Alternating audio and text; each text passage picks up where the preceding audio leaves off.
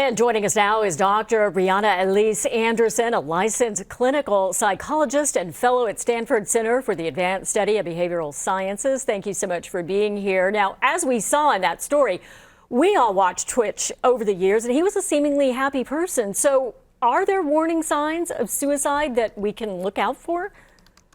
You know, it's something to note that suicidality is actually not as well understood as other psychological disorders. So some things that we do know, including one's desire to be alone or to be secluded or to say things like they don't want to be in this world, those are some telltale signs. But as you just noted, even people who are smiling every day can make that decision that they don't want to be here anymore. And that's really hard on the people that he's impacted, including so many of us.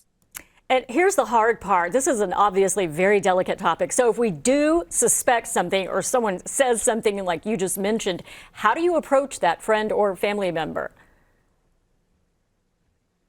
You know, one thing that I'm thinking about, especially as we're coming back, quote, to normal from our COVID seclusion, is that there might be a lot of opportunities for people to gather together in large form, but it's going to be really important for us to check in with people intimately, to have those one-on-one conversations. How are you doing? And especially during milestones, so holidays, anniversaries, as Twitch was just celebrating, these are times where people really do a lot of reflection on where they are and where they want to go, what they haven't achieved thus far. And so it's really important for us over this holiday period or when people are celebrating birthdays or anniversaries to check in one-on-one.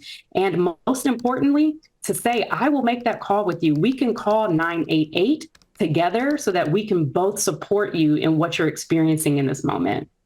And what are some other things we can do, say, on a daily basis to stay connected with people we know and to really stay present?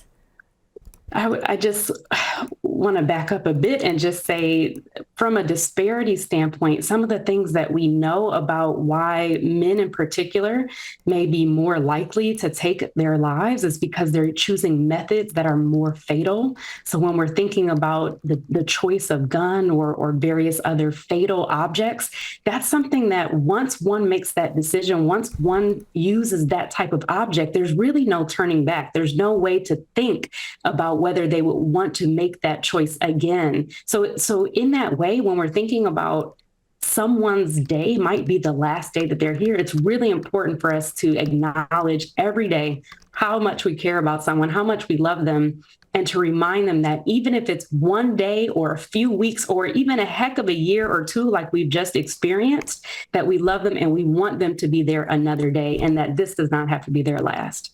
Dr. Anderson, thank you so much for joining us and shedding a little light on this and some insight. I think we can all learn from this.